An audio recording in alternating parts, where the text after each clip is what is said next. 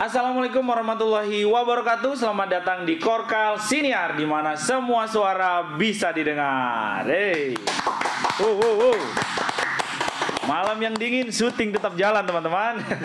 Ya, selamat datang buat teman-teman ya penonton setia Korkal Siniar. Selamat siang, selamat malam, selamat sore, kapanpun kalian menonton video ini. Dan hari ini adalah video yang istimewa ya. Dan ini benar-benar istimewa karena malam hari ini syutingnya malam-malam ya teman-teman ya. Hari ini kita kedatangan seorang yang penting ya di pemerintahan Kabupaten Kutai Kartanegara. Sudah hadir bersama saya di studio Bapak Heru Toto Subroto, atau kebalik nih Pak saya sebutnya.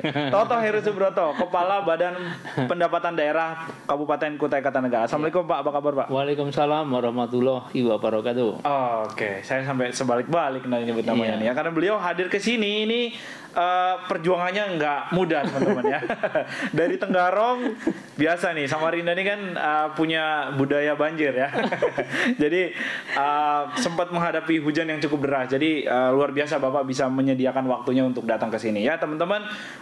Mungkin banyak dari penonton yang belum tahu apa itu Badan Pendapatan Daerah Kabupaten Kutai Kartanegara, dan mungkin juga belum sering melihat wajah Bapak ini, terutama di YouTube ya. Kalau di berita udah sering beliau ya. Kalau di berita, di koran, di portal online pasti sudah sering melihat. Tapi kalau di layar YouTube, nah ini bisa jadi adalah penampilan pertama beliau ya.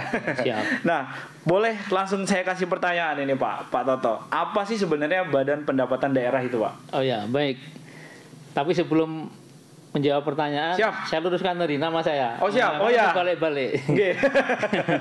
Jadi nama saya adalah Insinyur Toto Heru Subroto MSI. Toto Heru Subroto. Ya, sering disingkat itu Pak THS. THS, oh ada singkatannya. Toto Heru Subroto. Siap. Tapi saya sering memplesetkan diri menjadi yang saya jadikan moto. Siap. THS itu adalah tiap hari sehat, tiap hari semangat. Oh, salam untuk teman-teman semua. Tiap hari sehat, tiap hari semangat. Gokil. Ini bisa ditiru nih teman-teman ya. Bisa ditiru. Tiap hari sehat, tiap hari semangat. Oke. Siap. Silakan Pak, lanjut Pak. Terkait dengan pertanyaan tadi yang pertama, apa itu Badan Pendapatan Daerah?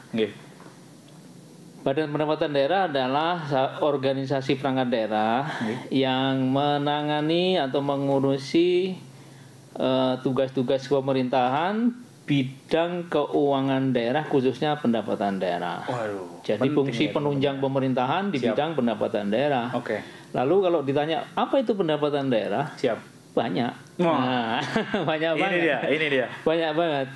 Jadi pendapatan daerah sebetulnya kalau secara formal itu yang tercermin di dalam struktur anggaran pendapatan dan belanja daerah, APBD, dikenal dengan APBD. Nah, di dalam struktur itu ada namanya pendapatan asli daerah. Pendapatan asli daerah. Teman-teman sering dengar nih PAD. Ya, siap. PAD itu di dalamnya ada 4 unsur. Ada 4 di dalamnya. Satu, mengenai pajak daerah. Pajak daerah. Yang kedua, retribusi daerah. Retribusi daerah. Kemudian yang ketiga, pengelolaan hasil kekayaan daerah yang dipisahkan dan perusahaan daerah. Oke, agak panjang itu ya. Tapi teman-teman ingat lah ya. Yang jelas itu kalau ada perusda perusahaan daerah itu Pak ya. Masuk. Pengganti pengelolaan kekayaan daerah. Termasuk pemanfaatan pengelolaan aset daerah. Jadi kalau ada gedung pemerintah disewakan, stadion disewakan, masuk di situ. Duitnya masuk ke situ. Iya. Siap. Kemudian yang keempat, yang terakhir itu lain-lain pendapatan asli daerah yang sah. Itu yang tidak tercantum. Jadi misalnya ada hibah dari pemerintah pusat masuk. Ada dari luar negeri ada bantuan tiba-tiba yang tidak tetap gitu kan. Atau ada misalnya ini sisa-sisa lelang. Ada anggaran sekian, ada sisa lelang. Bisa masuk ke situ. Siap. Itu baru dari PAD. Baru dari PAD. Dari PAD itu. Nah, yang kedua itu dana transfer daerah. Transfer daerah. Kalau dulu dikenal namanya dana perimbangan. Perimbangan pusat dan daerah. Sekarang itu menjadi dana transfer. Dana transfer itu cukup banyak juga ya. Ada dana perimbangan itu yang bagi hasil, jadi bukan perimbangan sekarang bagi hasil. Bagi hasil itu bisa dari sektor pajak dan dari sektor non pajak atau sumber daya alam. Sektor pajak itu ada pajak PPH, PPN, ada PBB, Siap. ada lain-lain lah pajak-pajak yang pajak pusat yang dibagi hasil kepada daerah. Kemudian yang bagi hasil sumber daya alam ini yang juga banyak. Ada yang namanya pertambangan mineral, ada yang minyak gas bumi.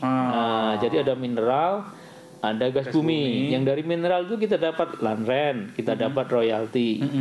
Sementara yang dari minyak bumi itu juga ada royalti. Ada bagi hasilnya, bagi hasil. Jadi selain royalti ada bagi hasilnya juga. Iya betul, ada bagi hasilnya. Nanti kan produksi berapa, nanti ada namanya itu lifting, ada namanya itu rekon gitu. Nanti di situ dibahas perusahaan-perusahaan yang menghasilkan minyak gas batu bara itu rekonsiliasi.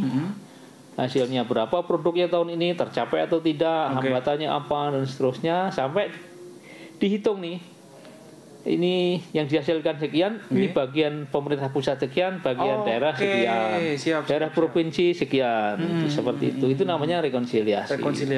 Jadi rumit banget, ya. Jangan hanya dibayangkan tiba-tiba turun gitu. Kita harus mengumpulkan data, menghitung, membandingkan dan lain sebagainya.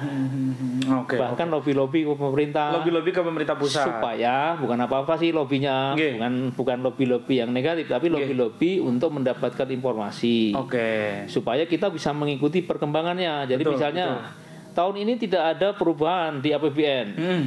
Artinya apa? Kalau tidak ada perubahan itu harga-harga yang ditetapkan sama, harga minyak sama, harga gas sama, nggak berubah.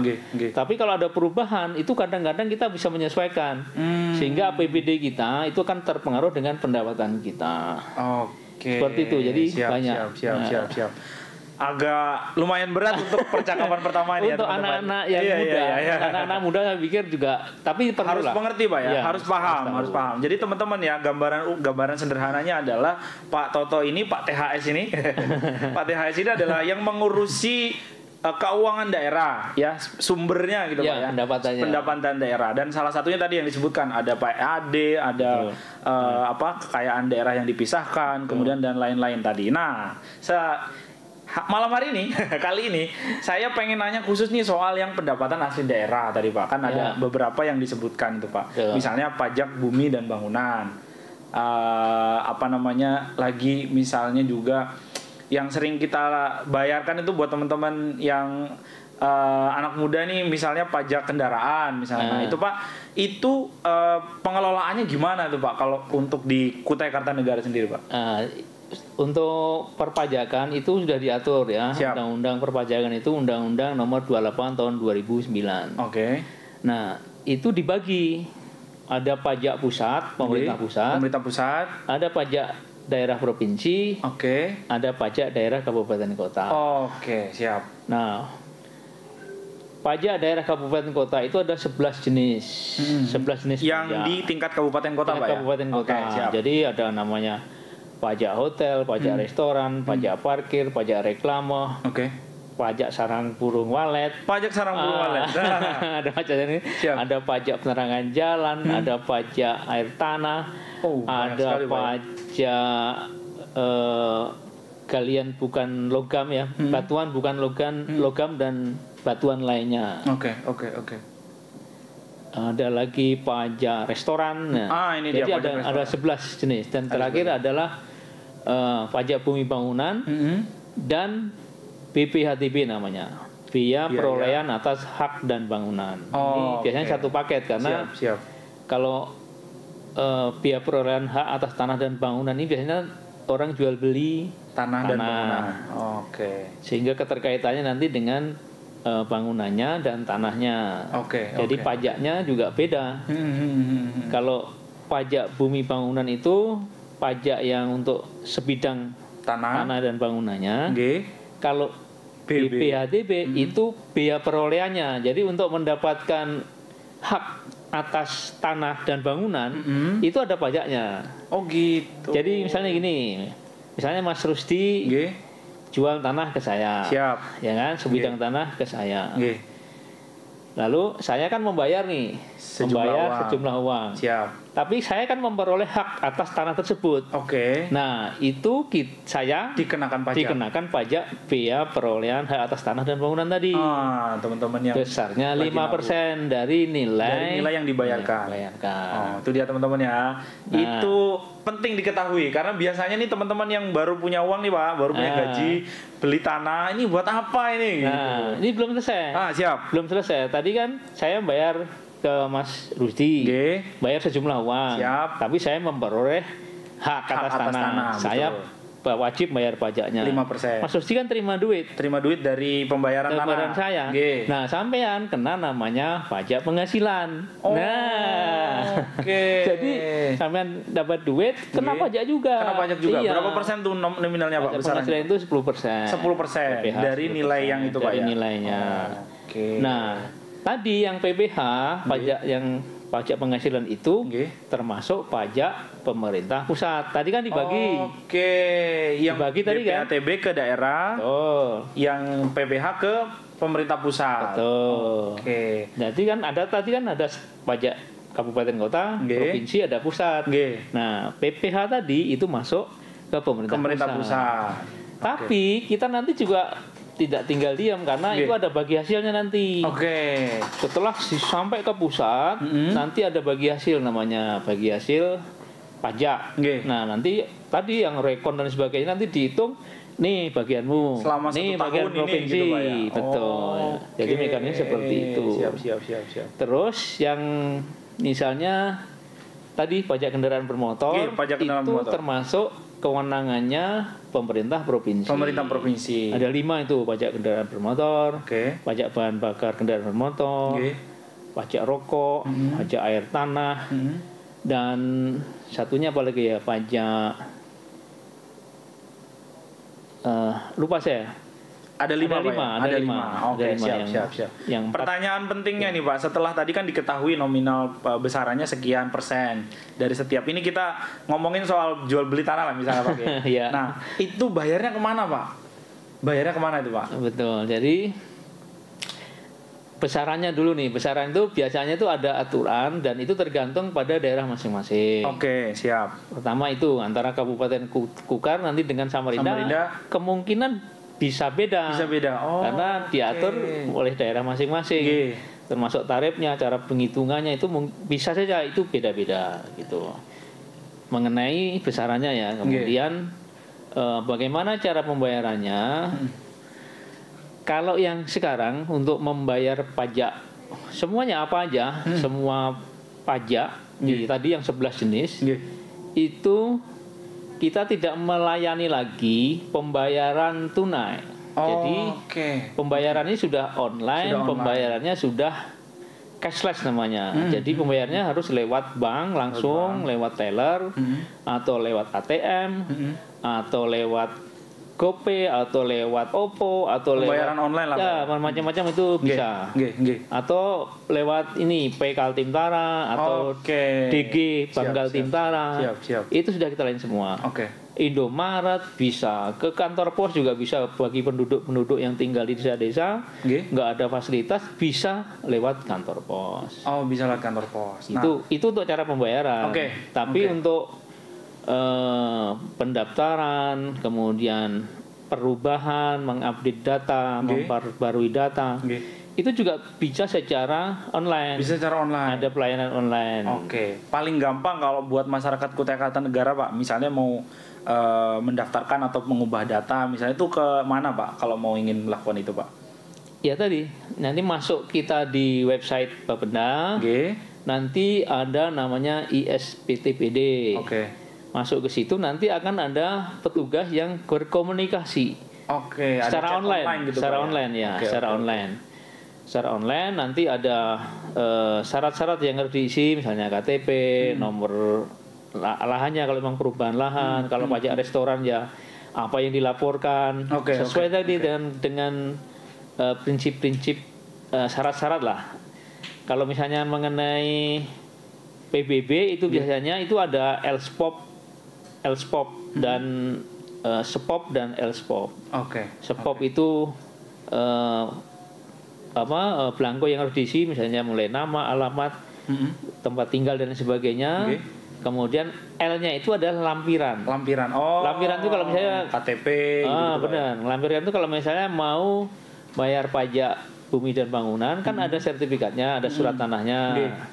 Nah, suratnya itu dilampirkan. Oke. Kalau ada perubahan, ya perubahan apa Harus dilampirkan. Namanya Oke. Siap. namanya LSPOP. Siap. gitu. Nah, itu Nah, dia teman-teman ya. Kalau Siap, kalau lanjut, Pak. nanti secara online itu bermasalah, Oke. silahkan nanti bisa mendatangi ke kantor pelayanan pelayanan. kami di Badan Pendapatan Daerah. Kalau di Tenggarong di mana Pak kantornya, Itu Pak? di Jalan Mangkunegoro. Jalan Mangkunegoro. Jadi kalau turun jembatan itu turun, langsung naik lagi ada bukit. Nggih. Nah, di atas bukit itulah Oh, oke. Badan Pendapatan Teman-teman Daerah. Kutai Kartanegara pasti tahu. Pasti tahu karena gedungnya paling tinggi di situ. Paling tinggi di situ. Siap. Nah, Pak, kalau melihat dari jenis-jenis pajak kemudian tadi juga ada apa namanya yang diserahkan ke daerah, ada yang diserahkan ke pusat. Nah, kalau sejauh ini Pak di Kutai Kartanegara sendiri hingga hari ini gitu, bagaimana tingkat kesadaran masyarakat untuk bayar pajaknya, Pak? Saya sih punya data tadi ada bocorannya sedikit, PAD Kukar itu 2020 tuh capaiannya luar biasa, Pak. 150% dari target. Ya, katanya targetnya 70 miliar, realisasinya sampai 106 miliar. Ini kan gokil ya. Besar ini. Nah, Saya koreksi, sejauh ini jadi gimana nih, Pak? itu bukan PAD, tapi itu adalah target realisasi pajak. Oh, target realisasi pajak. Oke. Nggih. Kalau PAD-nya tidak sampai segitu. Nggak sampai segitu. Bukan, realisasi persentasenya maksudnya. Oh, siap. Kalau PAD-nya kan lebih besar. Nggih. PAD kita itu terbesar tembus 543 itu di 2019. Miliar itu, Pak ya. Miliar. Itu uang semua itu, Pak. Nah, iyalah. 500 miliar. Itu sebelumnya kita hanya 300, 350 gitu Itu kan. tahun berapa, Pak? 500 miliar itu, Pak? 2019. 2019. Nah, kemudian 2020 kan Mulai Covid. turun. Nah, kita turunkan targetnya. Oke, siap. 470. Jadi turun sedikit lah dari Turun 470. Tahun 2022 nanti kita targetkan lagi sama 540-an juga. 540-an. Ya. Nah, Pak, kembali ke pertanyaan saya tadi, Pak. Gimana tingkat kesadaran masyarakat kita, khususnya di Kutai Kartanegara, Pembayaran Pak? pajak. Nggih. Nah, ini beda-beda ya. Jadi tingkat kalau saya menyebutnya itu tingkat kepatuhan. Tingkat kepatuhan. Nah, tingkat ya kepatuhan ini lebih tepat tingkat kepatuhan. Siap. Tingkat kepatuhan masing-masing pajak ini beda-beda. Oke. Jadi misalnya tingkat kepatuhan pajak restoran itu beda. Tingkat kepatuhan PBB beda. Siap. Dari 11 item itu, Pak, mana yang paling nakal nih, Pak?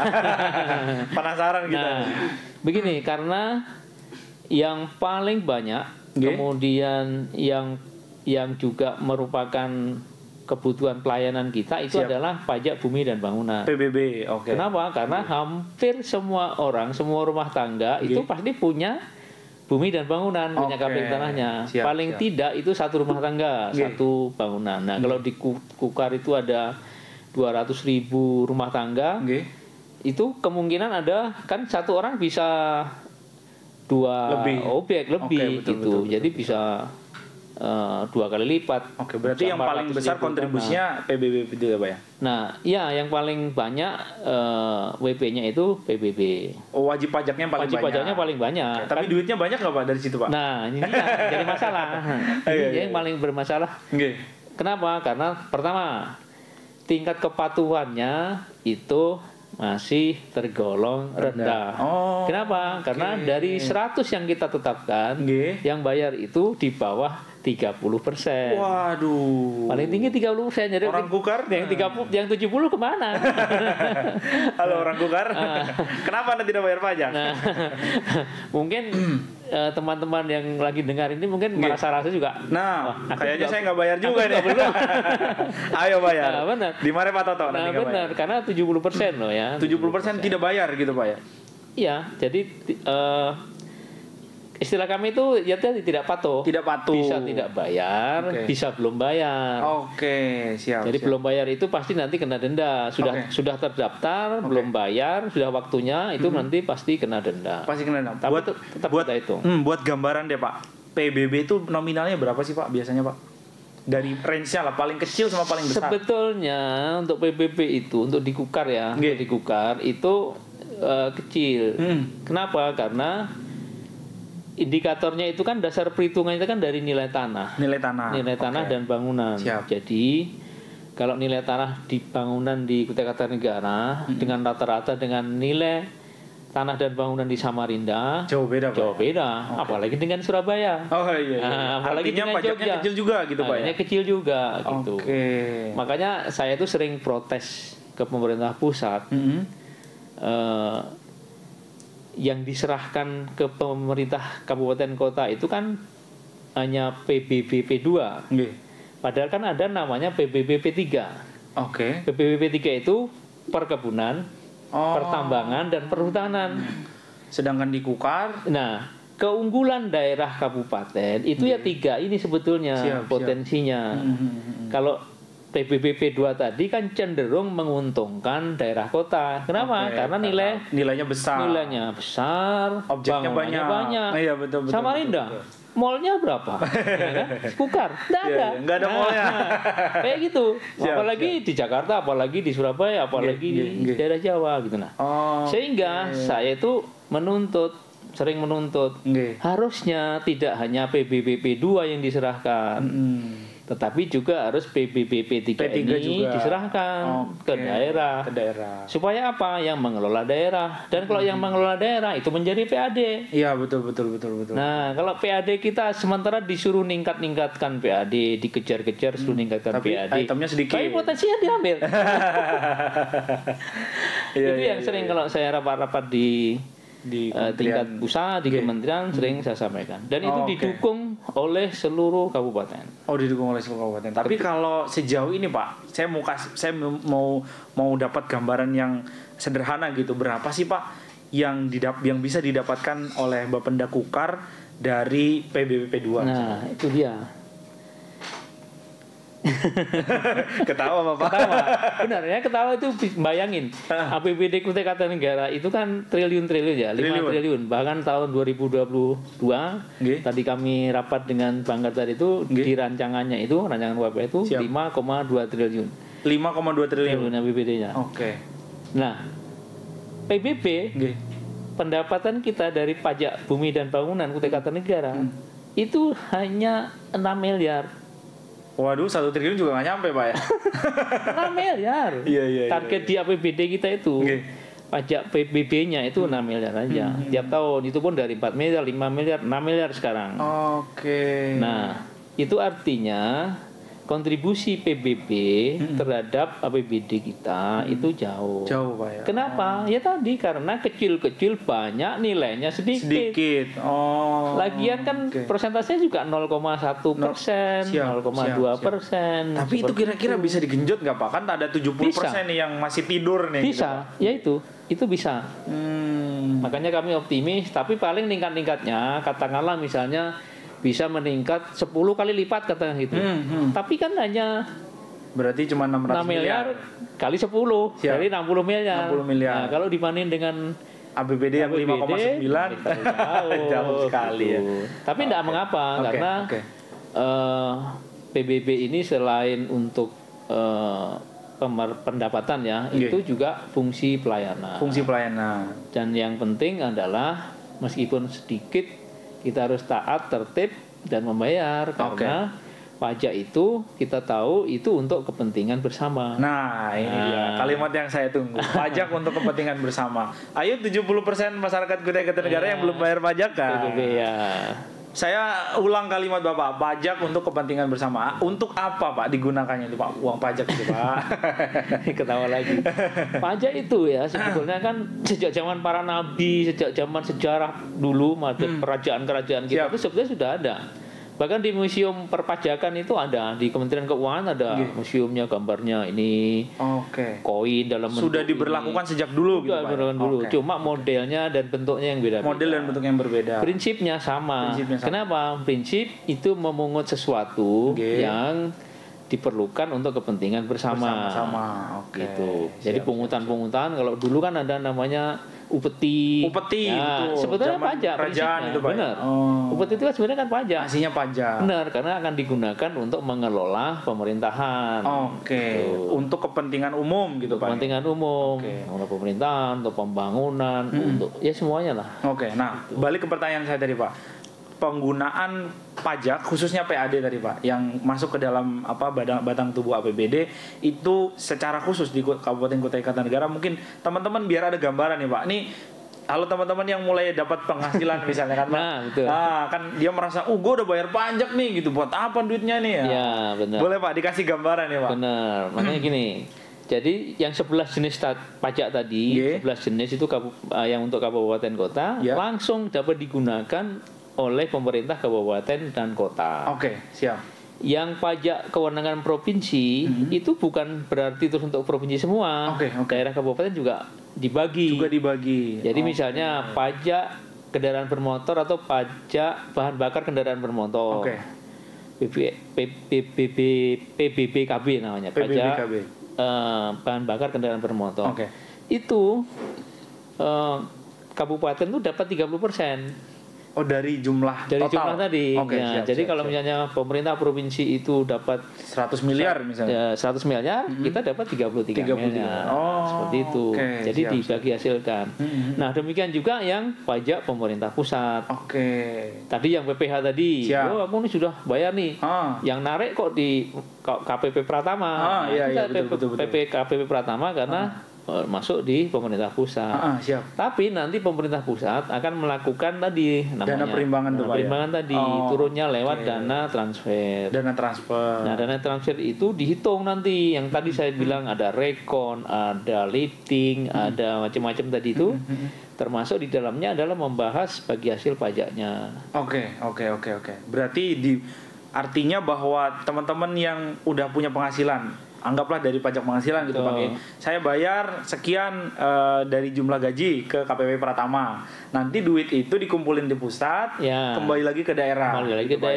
Nah, begini, dalam bagi hasil itu ada sedikit pengalaman saya nih yang itu penting untuk kita. Jadi bagi perusahaan-perusahaan, karyawan-karyawan perusahaan yang beroperasi di Kabupaten Kutai Kartanegara, kan mendapat kerja di Kabupaten Kutai Kartanegara, mendapat gaji dari situ, dapat penghasilan dari situ. Tapi kalau daftar NPWP-nya, nomor pokok wajib pajaknya itu terdaftar di Jakarta, nanti bagi hasilnya itu masuk ke sana. Nah, makanya yang tadi yang perusahaan yang para karyawan yang bekerja di perusahaan yang dari luar itu wajib untuk punya namanya NPWPD, nomor pokok wajib pajak daerah. Supaya nanti terdeteksi bagi hasilnya itu ke kita. Masuk ke sini.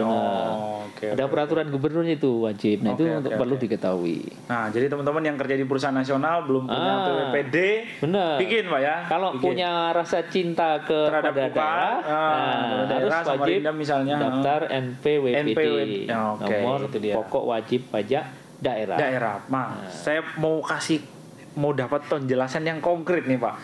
Duitnya buat apa gitu Pak? Misalnya untuk bangun ini, bangun itu. Ya gitu, jelas kalau duit pemanfaatannya uangnya kan itu kan pasti masuk sebagai pendapatan daerah. Kemudian pendapatan daerah masuk di dalam struktur APBD.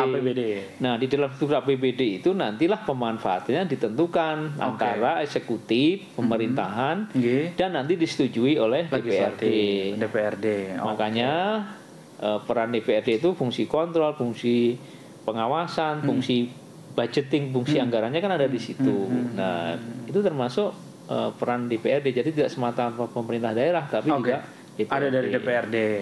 Jadi barangkali saat ini misalnya pemerintah Kabupaten Kutai Kartanegara sedang membangun jalan misalnya Pak, atau sedang memperbaiki kualitas jalan, meningkatkan mutu gitu Pak. Termasuk itu. Atau membangun masjid, membangun fasilitas umum, itu semua didanai dari pajak tadi Bang, salah satunya. Satunya. Salah satu sumbernya dari pajak. Salah satu sumbernya dari pajak tuh teman-teman. Jadi jangan takut, jangan khawatir. Duitnya hilang.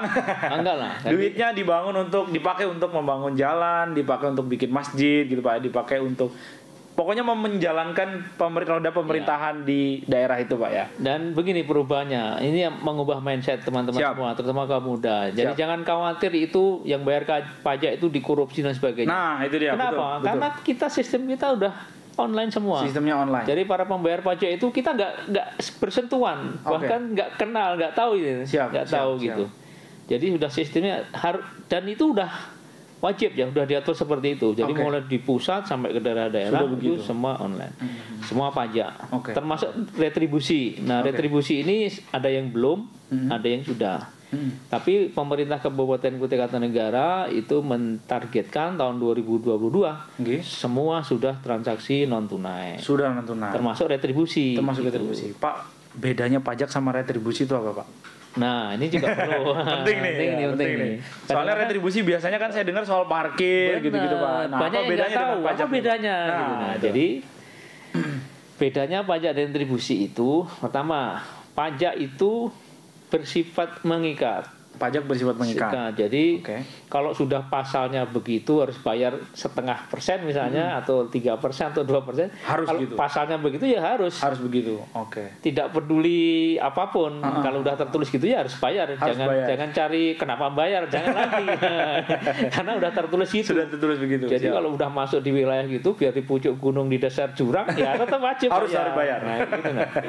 Iya, iya. Itu kalau pajak, Siap. pajak mengikat. Tapi kalau retribusi itu harus ada bentuk layanan yang diterima. Oh, Nah. oke, harus ada layanan yang Nah, ini terima. Contohnya parkir tadi. Siap. Jadi kalau kan pemerintah menyediakan tempat parkir Oke. di pinggir jalan itu kan lahannya Siap. pemerintah. Oke. Jadi kalau itu disediakan untuk tempat parkir, nah ditariklah retribusi parkir. Oke. Itu retribusi. Siap. Tapi ada juga yang namanya pajak parkir.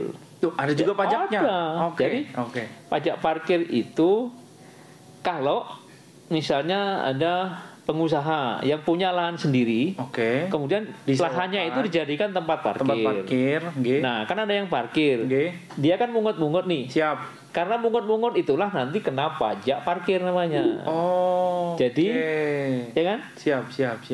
Jadi jangan khawatir karena pembedaan antara retribusi dan pajaknya. Oke. Pajaknya itu sendiri-sendiri. Hmm. Jadi pajaknya itu dikenakan kepada para pengelola parkirnya. Oke, Kalau bukan yang pajak bayar parkirnya, Pak ya. Iya, Oke. jadi yang bayar tadi misalnya ini ada 1.000 orang yang bayar, terkumpul nih 1 juta misalnya. Siap. Nah, 1 juta ini kena pajak parkir. Pajak parkir. Oh. Nah, si pengusahanya. Siap.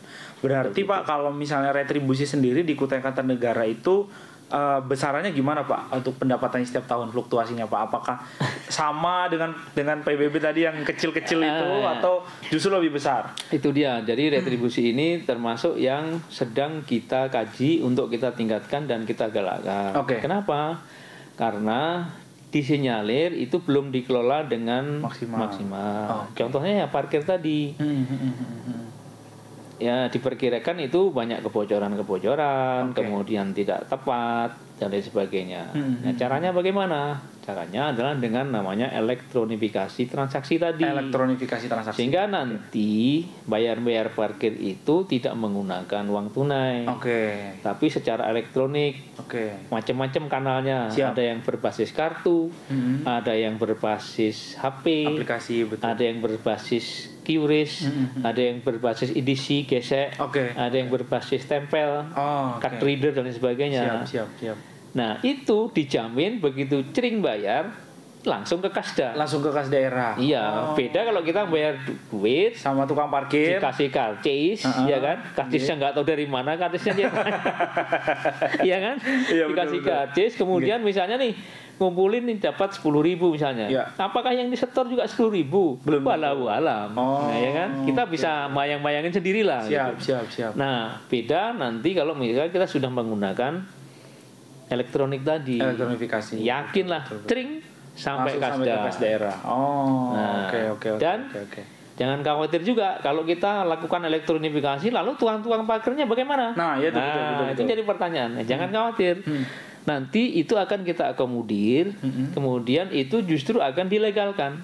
Oke, tukang parkirnya diatur Dilegalkan. oleh Artinya daerah. iya, dilegalkan itu maksudnya di SK-kan oleh kepala dinas perhubungan misalnya yang nangani parkir pinggir Siap. jalan. Nggih. Di SK-kan. Dikasih gaji gitu Pak ya. Bukan gaji, nanti akan namanya bagi hasil. Bagi hasil. Kerjasama bagi hasil itu nanti dapat berapa, Oke, berapa oke. persen dari itu, sehingga kalau dia mau mendapatkan penghasilan yang lebih besar, ya dia harus makin lebih banyak yang kerja didapatkan keras. juga gitu. Iya. Siap. Nah, jadi gitu teman-teman ya, bayangannya adalah bahwa pajak itu mengikat, retribusi itu harus ada pelayanan yang diterima. Betul. Oke. Berarti kalau begitu Pak, kan orang di luar Kutai Kartanegara itu mengenal Kukar sebagai daerah yang dalam tanda petik kaya gitu Pak. Apalagi APBD-nya tadi sampai 5 triliun lebih gitu kan. Bontang, Samarinda tidak sampai segitu gitu. Nah, sejauh ini Pak, berapa banyak yang dihasilkan dari PAD dibandingkan dengan dana transfer yang masuk ke APBD Kukar? Iya. Begini, saya luruskan tadi dengan Kukar yang kaya tadi. Itu sebetulnya menyesatkan. Nah, jadi menyesatkan. Mereka sebetulnya ya dulu kenapa disebut kaya itu? Karena PDB. Jadi para parameter akademisi itu merumuskan daerah kaya daerah miskin itu dari PDB-nya. Siap, uang berputarnya di daerah itu Pak ya. Domestik bruto. Oke. Jadi semua yang dihasilkan dari daerah itu yang nilainya berapa, itulah namanya PDB. Daerah kaya gitu. Tapi jangan lupa kekayaan Kukar atau Kaltim ya pada umumnya. Itu kan dari minyak, gas, batu bara yang dibawa ke pusat. Ya tadi dibawa ke pusat. Yang triliun-triliun kan dibawa ke pusat. Kita cuma kebagian bagi hasilnya. Yang katakanlah tadi 3 triliun. Ya kan? Dari PDB Kukar yang 150 triliun. Waduh. Nah, kayak gitu. Ini harus dipahami. Makanya sering menyesatkan, harus dipahami dulu. Kaya itu apa sih? Kaya itu karena menghasilkan PDB yang besar. Tapi pemahaman rata-rata nih, apalagi teman-teman yang anak-anak muda itu, ya kan? Memahaminya kalau Kukar kaya, wah orangnya kaya-kaya. Ya kan? Kemudian rumahnya bagus-bagus, parabola gitu fasilitasnya kan. Baik gitu, Pak. Ada mallnya. Enggak ada ya. Belum ada mallnya. Belum, insya Allah. Belum ada mallnya. Siap. Nah, tapi itu pemahamannya. Jadi kita luruskan. Yang benar itu adalah kaya itu dalam pemahaman menghasilkan PDB yang besar. PDB yang besar. Hasilnya ke pusat. Nah, kita dapat bagi hasil tadi. Yang tadi yang 5 triliun. Yang 3 triliun gitu kan. Itu rata-rata dari sumber daya alam. Dan rata-rata yang namanya daerah penghasil ya memang seperti itu. Rata-rata di Kalimantan Timur ini kan daerah penghasil. PAD-nya ya dari situ. PAD-nya juga dari situ juga, Pak. Karena kan sudah diatur tadi, sudah diatur. Ini pajak pusat, ini pajak provinsi, ini pajak kabupaten. Ya nilainya daerah penghasilnya segitu-gitu aja.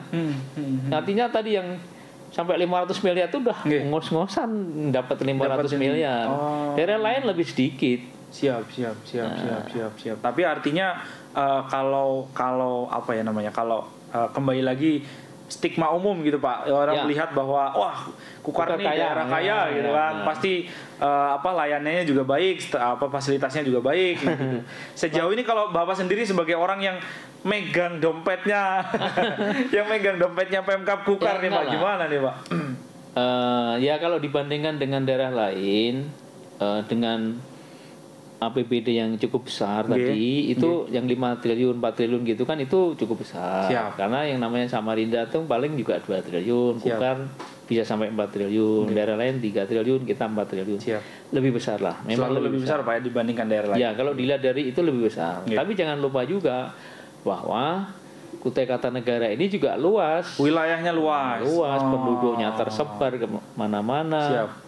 Jadi kecil-kecil tersebar banyak. Contohnya aja jalannya. Jalannya mulai dari Samboja, Marangkayu sampai ke Bangjanggut, Tabang. Nah, beda dengan daerah-daerah di Jawa. Misalnya Jawa Tengah, misalnya Semarang, Sukoharjo, Solo, Wonogiri udah terjangkau semua. Jalan existingnya juga sudah ada gitu Pak. Iya, kita nggak ada gitu. Itu bedanya, makanya tadi relatif besar tapi kok hasilnya kayak nggak nyampe sini nyampe betul. Itu pengalaman saya sebelum kepala Bapenda kan saya kepala Bapenda jadi tahu persis bagaimana merancang pembangunan, bagaimana menghubungkan konektivitas antar wilayah itu dulu pekerjaan saya. Jadi Pak Toto ini sebelum jadi pemegang dapur sebelumnya juga koki berarti ya. Yang masak gimana pembangunan daerah itu gitu Pak, merencanakan sampai dengan eksekusinya. Betul. Luar biasa. Terakhir nih Pak, mungkin apa yang sedang atau diprogramkan oleh teman-teman di Bapenda Kutai Kartanegara untuk tadi meningkatkan pendapatan daerah, meningkatkan PAD gitu, yang sedang dilakukan, mungkin bisa disampaikan ke teman-teman supaya bisa membantu mendukung program pemerintahan Kutai Kartanegara. Iya. Jadi begini, mau tidak mau, suka tidak suka, kita harus berupaya keras meningkatkan pendapatan asli daerah. Oke, siap. Karena kita tidak ingin ada ketergantungan dengan pemerintah pusat. Betul. Itu yang paling penting. Oke. Walaupun dengan peraturan yang terbatas, Siap. dengan potensi-potensi yang terbatas, Siap. kita harus lakukan upaya-upaya untuk peningkatan pendapatan asli daerah. Karena itu kalau kita tidak tingkatkan terus sampai bisa mandiri, kita tergantung terus kepada pemerintah pusat, itu presiden buruk bagi pemerintah. Betul. Kenapa? Karena ketergantungan tadi sumber daya alam itu kan makin lama makin berkurang, menipis dan habis. Nah, kalau itu habis, PAD kita masih belum mandiri, kolab lah. Oke, siap. Seperti itu yang kita jaga. Berarti saat ini juga Pemkab juga sedang berupaya mencari pendapatan dari sumber lain. Salah satunya dari sektor perpajakan. Oke. Makanya teman-teman, mari sadar membayar pajak untuk pembangunan, untuk kita semua. Untuk kita semua. Itu. Pajak untuk kita semua. Betul. Bukti cinta kita kepada tanah air. Siap. Oke, sebagai penutup nih Pak, boleh nggak sih Pak disebutin Pak, ada yang nunggak sampai besar-besar nggak sih Pak kalau di Kukar Pak? Ada banyak. Ada Pak ya. Bisa. Dari sektor apa biasanya itu Pak yang nunggak sampai, atau tunggakannya sampai berapa miliar gitu Pak? Banyak. Jadi termasuk yang PBB yang tadi yang tapi terlepas dari kekomplekan permasalahannya ya. Itu banyak yang menunggak. Kenapa? Karena yang kita tetapkan tadi, misalnya kita tetapkan 100, yang bayar itu cuma 30. Itu tidak murni yang 70 ini nggak bayar atau nunggak. Memang Mbak mau bayar gitu. Ada kemungkinan datanya yang salah. Oh, bisa jadi datanya yang bisa salah. Jadi datanya salah. Jadi berdasarkan penelitian kami itu bisa jadi datanya salah. Ada yang sudah berubah, ada yang nggak ditemukan lagi. Kenapa? Karena dulu zamannya KPP Pratama, pengelola pemerintah pusat itu kan datanya belum valid betul.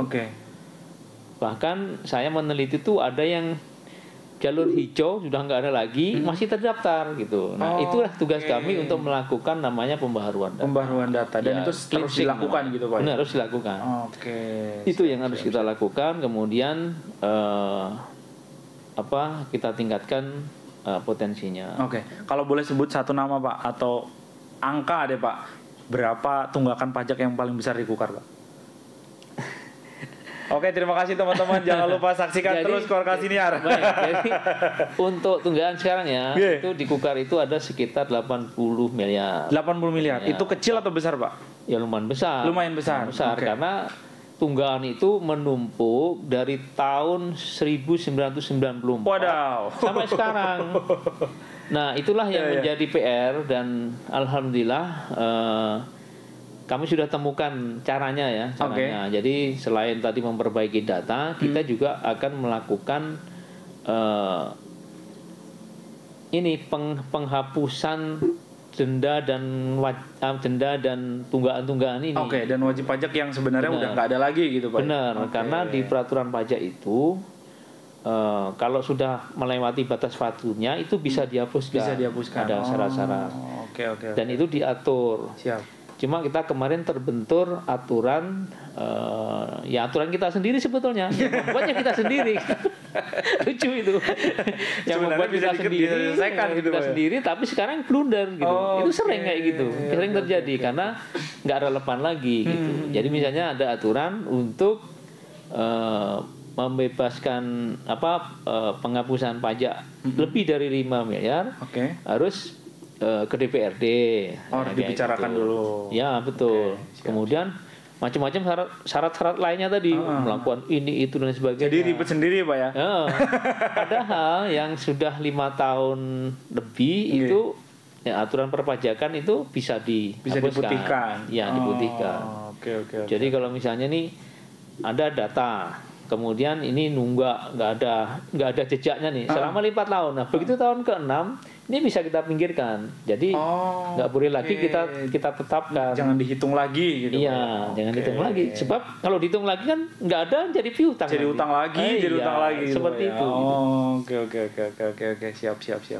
Nah, makanya nanti peraturan harus kita perbaiki, regulasinya, kemudian kita lakukan perbaikan tunggakannya biar lebih bersih gitu Pak ya. Bersih yang ditagih benar-benar orang yang memang yang ada dan siap bayar gitu Pak.